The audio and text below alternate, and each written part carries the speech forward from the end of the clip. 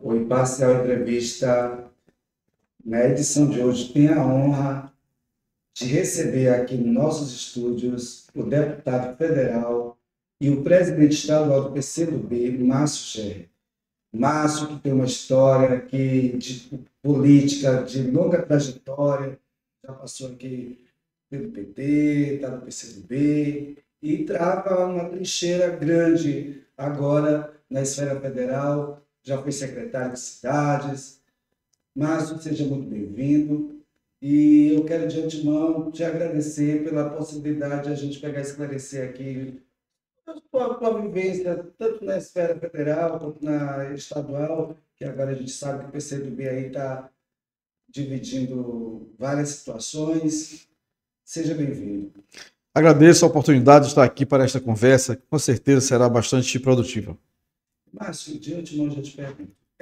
O PCdoB formou agora um bloco com solidariedade na Assembleia Legislativa, e isso causou assim, um burburinho dentro da cena política, porque o partido que fazia parte da base governista agora diz que está numa oposição por conta de solidariedade. E eu te pergunto, como é que está essa situação? O que tem de verdade? Como é que hoje o partido se posiciona realmente e o que podemos esclarecer sobre esse entendimento? Porque vocês têm um posicionamento e eu queria saber qual é ele. Veja só, se o PCdoB tivesse um posicionamento de fazer oposição ao governador Carlos Brandão, quem primeiro saberia disso era exatamente o governador Carlos Brandão. Porque antes de anunciar qualquer posicionamento novo nosso, nós, de maneira transparente, de maneira clara, informaríamos ao governador para as providências necessárias e claramente informaríamos a quem mais interessa, que é a sua excelência, o povo, que é a fonte de legitimidade soberana de quem exerce funções públicas, de quem tem atividade partidária, de quem está exercendo funções também no legislativo. Eu já vou falar isso pela milésima vez. O PCdoB continua na base do governador Carlos Brandão. Essa posição ela também não é eterna, nem da nossa parte, nem da parte do governador. Isso é sempre determinado pela conjuntura. Nós, contudo, temos uma posição muito clara, integramos o governo, temos quadros nossos que integram o governo. Quanto à questão da Assembleia, blocos parlamentares eles têm uma lógica que não necessariamente exigem a mesma posição política. Vou dar um exemplo. Eu integrei agora, no último sábado, um bloco parlamentar na Câmara dos Deputados que ia desde o PCdoB, o meu partido, até o PL, partido de Bolsonaro. Eu virei bolsonarista? O PL virou lulista? Claro que não. É porque para a gente montar a chapa que elegeu o Hugo Mota e os demais membros da mesa, nós formalizamos um bloco bastante amplo e que depois esse bloco monta as comissões e se reorganiza. Portanto, no bloco parlamentar, ele atende a necessidade de ocupação de espaços na atividade parlamentar. O PCdoB, por exemplo, foi tirado das comissões da Assembleia Legislativa do Maranhão. A única forma de o partido voltar a ter presença em comissões, legitimamente, era compor um bloco com quem quisesse compor com ele. Então, procuramos inicialmente o Podemos, mas não foi possível, e tivemos então que fazer um bloco com Solidariedade. Este bloco tem 6 parlamentares. 4 são da base do governador Carlos Brandão e 2 são de oposição. Né? Quem lidera o bloco é o deputado Rodrigo Lago, que é do PCdoB, da base do governo Brandão. O vice-líder é o deputado Júlio Mendonça, do PCdoB, da base do governador Carlos Brandão. Portanto, fizeram um debate muito enviesado, um debate equivocado. E eu repito conclusivamente, nós temos uma posição sempre muito transparente, muito clara, muito leal ao povo, muito honesta, para expressar, manifestar nossas posições. Nossa posição hoje é esta, nós tivemos um papel fundamental enquanto partido na construção do projeto político que elegeu e reelegeu Flávio Dino em primeiro turno a governador do Maranhão. Tivemos um papel fundamental na montagem do projeto político que elegeu o governador Carlos Brandão na eleição de 2022. Integramos esse projeto, essa é a realidade clara, simples de entender, inclusive também, do posicionamento do PCdoB. Chegaram até a dizer que você teve culpa desse bloco ter sido organizado, ter feito e ter colocado o partido, né, na oposição ao governador. Como é que tu avalia esse tipo de situação que permeou na blogosfera, na imprensa local? Existe algum estremecimento por conta disso? Ou o perigo do próprio partido perder uma parte que, assim, de integrar o governo com uma secretaria de cidade? Existe esse problema? Existe alguma coisa nessa situação? Quem monta um governo é o governador. Tem legitimidade para isto conferida pela escolha feita pelo povo. Cargo que o PCdoB ocupa, que quaisquer outros partidos ocupam, eles estão sempre à disposição do governador. Então, cabe ao governador dizer quais partidos e quais lideranças e quais pessoas integrarão o governo dele.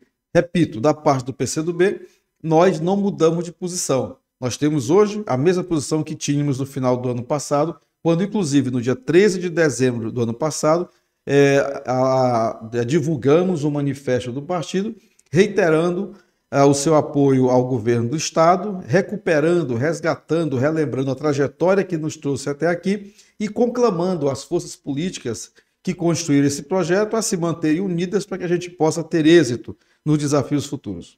Aí eu te pergunto, só para a gente concluir nesse assunto aqui, houve algum estremecimento com relação ao PT, uma vez que vocês fazem parte de uma federação e houve algum diálogo para fazer parte desse bloco, para fazer esse entendimento que está colocando aqui? A federação, que é uma experiência nova e muito importante, ela não tem uma rotina igual à rotina de um partido, né? Nós fizemos um bloco consultando os deputados do partido. O PT não tem, infelizmente, deputados no exercício do mandato na Assembleia. Portanto, os deputados da federação, no Maranhão, na Assembleia Legislativa, são os deputados do PCdoB. O debate, portanto, sobre formação de blocos é entre os parlamentares, não é nem do parlamentar com o partido. O partido só é requerido para tal fim quando existe uma divergência muito acesa, muito forte, muito aguda entre o colégio de deputados, aí sim é que o partido é chamado. Neste caso, nem precisou, porque os deputados aprovaram com tranquilidade a organização de um bloco com o Solidariedade nos moldes em que eu falei, sem se caracterizar como um bloco de oposição, muito embora dentro dele, entre 6, tenham 2 deputados de oposição. Aí eu te pergunto aqui, já que você está falando de deputado do PCdoB, eu te pergunto, Márcio, existe a possibilidade do deputado Carlos Lula sair do PSB e integrar a legenda do PCdoB? Como é que está esse entendimento? Porque esse foi um assunto que permeou o início da semana e que tomou conta da situação dos meios, dos bastidores jornalísticos. Eu queria falar sobre isso. Há um convite oficial? Há essa possibilidade dele? Isso é uma questão mais que diz mais respeito ao PSB e ao deputado Carlos Lula. A mim compete dizer o seguinte: primeiro, o deputado Carlos Lula é um dos mais brilhantes deputados da atual legislatura no estado do Maranhão. Portanto, é uma pessoa foi um excelente secretário de saúde, um excelente reconhecido advogado, portanto, um grande quadro político que emergiu desse momento novo, virtuoso, liderado pelo ex-governador Flávio Dino. Ora, qualquer partido gostaria de ter o Carlos Lula, inclusive o nosso partido, o PCdoB. Se ele e o PSB chegarem à compreensão de que não tem mais condições de ele ficar no PSB, claro que o primeiro convite, que eu já antecipo, será o convite do PCdoB. Ele será recebido no PCdoB com todas as portas abertas e com o reconhecimento da elevada capacidade que ele tem para continuar exercendo seu mandato de deputado estadual. Lembrei agora também com relação a essa situação na Assembleia Legislativa dessa formação de blocos, a deputada estadual Ana do Gás chegou até a dizer que ela poderia se desligar do PSB, ou do PCdoB, e que, se fosse necessário, ela não queria ir para a justiça. Existe essa possibilidade de ela pegar, sair do partido? Como é que está essa relação do partido com a deputada? Olha, na manhã desta sexta-feira, dia 7, eu e mais 2 dirigentes do PCdoB recebemos em reunião a deputada Ana do Gás. Ela manifestou a posição dela, a avaliação que ela tem, e eu disse a ela que compete a ela, se quiser, apresentar uma solicitação de desfiliação ao partido, e a decisão não é minha, pessoal. A decisão deverá ser, como é o correto, como foi em outros momentos, uma decisão das instâncias partidárias. Inclusive, por se tratar de um deputado estadual, com consulta à direção nacional do partido para saber qual é o nosso posicionamento. Agora, eu não posso dizer qual é o posicionamento, nem genericamente, porque esse pedido de desfiliação da deputada Ana do Gás, que foi ventilado nos órgãos de imprensa, na blogosfera, ele não foi formulado ao PCdoB. Eu não posso falar de algo que eu desconheço. Tá certo. Agora, mudando um pouco de assunto, a gente acabou de sair de uma eleição municipal e já estamos vivendo 2026 aí na efervescência dos bastidores políticos. E aí eu te pergunto, você posicionado como deputado federal e como presidente estadual do PCdoB, acabou de confirmar que o partido continua na base do governo do estado. Como é que você está avaliando essa transição sabe, entrelaces, de conversas para essa possível sucessão governamental aí, tendo Felipe Camarão como pretenso candidato ao governo do estado? E aí, como é que vai ser? Vocês fazendo parte dessa federação, apoia Felipe ou já tem um outro projeto político engatilhado? Olha, o PCdoB apoia a pré-candidatura ao governo do Maranhão do atual vice-governador Felipe Camarão. Eu já disse isso ao próprio Felipe, ao presidente do PT, Francimar Melo, à presidente nacional do Partido dos Trabalhadores, deputada Gleisi Hoffmann, e disse, inclusive, ao principal candidato a presidente do partido, que é o ex-prefeito de Araraquara e ex-ministro de Estado, Edinho Silva. A todo o PT eu já disse que a avaliação do PCdoB do Maranhão é de apoio à candidatura do atual vice-governador Felipe Camarão ao governo do Estado. E fazemos isso de maneira com conteúdo, de maneira programática. Nós somos o partido que, em 2010, apresentou um projeto alternativo para o Maranhão com Flávio Dino, batemos na trave e não vencemos. Voltamos em 2014 e ganhamos eleição em primeiro turno. Flávio Dino fez um governo de colocar o Maranhão no rumo certo, de edificar uma potente rede educacional de tempo integral no Maranhão inteiro, de erguer e regionalizar o atendimento à saúde, os hospitais macro-regionais, os hospitais regionais, as policlínicas, o projeto Sorri, a Casa Niná, o atendimento às pessoas com deficiência, enfim, um programa arrojado na saúde, que fez com que a gente tivesse a introdução do mais importante programa de segurança alimentar do Brasil, com a construção de restaurantes populares. Portanto, nós acumulamos um processo histórico, avanços importantes para o Maranhão, e quando nós decidimos apoiar o governador Carlos Brandão, a questão que nós dissemos a ele programaticamente foi: é fundamental manter o Maranhão preservando e ampliando essas políticas públicas. E nós temos confiança de que, em sendo candidato a governador, o Felipe Camarão empunhará essas bandeiras, porque as mudanças profundas, as mudanças estruturantes, aquelas mudanças que mudam o perfil de um Estado, elas não são obra de um ou de dois ou de três governos. Elas precisam, para se consolidar, de um ciclo bem maior, como a gente tem visto em outros estados da federação que conseguiram atingir excelentes resultados quando tiveram continuidade das políticas públicas que asseguraram a implementação de políticas de Estado. Então nós estamos no percurso importante do Maranhão e o Felipe Camarão é um quadro político de elevada capacidade, procurador federal, professor universitário, ex-secretário de Educação, vice-governador, portanto, tem os atributos todos para bem nos representar como candidato e, com fé em Deus e a força do povo, como próximo governador do Maranhão. Mas no meio desse caminho houve muito disse-me-disse, muito tititi, muita coisa, que houve uma ruptura entre o governo do Estado, o próprio governador Brandão, do grupo governador do Brandão, e o grupo do ex-governador Flávio Dino, ao qual você chegou também a pertencer. E aí eu te pergunto, como é que está eu sempre falo em unidade, mas o que se vê, na verdade, é que não há ainda essa liga essa situação acontecendo para que se transpareça mesmo o que está unido em torno de um objetivo comum e de um projeto político comum. Eu queria que você fizesse essa avaliação, como é que você vê essa situação? Olha, política tem diversidade, né? Tem diferenças, tem mudanças, modulações conjunturais, eu diria assim, né?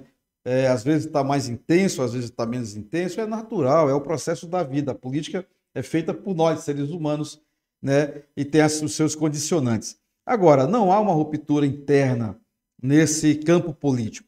Agora, evidentemente que cabe a quem lidera um processo como esse, e quem lidera não há um outro, quem lidera é quem está no topo da organização, o governador. Então, é um vértice. Então, cabe ao governador Carlos Brandão buscar temperar da melhor maneira possível essa unidade, né, coesionar melhor o campo político dele, que é um campo muito amplo, portanto, tem divergências internas, mas é papel natural do governador, que é o líder principal nessa conjuntura, de amalgamar cada vez melhor esse campo amplo que foi inicialmente organizado com a eleição do ex-governador Flávio Dino e tem tido excelentes resultados administrativos e políticos e tem grande potencial para ter êxito na eleição de 2026. Deputado, a gente está se aproximando de 2026 e eu lhe pergunto, o senhor é candidato novamente a uma cadeira federal? Qual o seu destino político em 2026? Me diga aí. Olha, eu sou candidato, serei candidato a deputado federal, para continuar como deputado federal, buscando sempre representar muito bem o povo do Maranhão. Agora, tu mesmo disseste ao iniciar a entrevista, eu sou sobretudo um militante político. Eu faço militância política desde os 14 anos de idade, sempre pela margem esquerda da vida, pela margem esquerda do rio da política. E não tenho medo de desafios.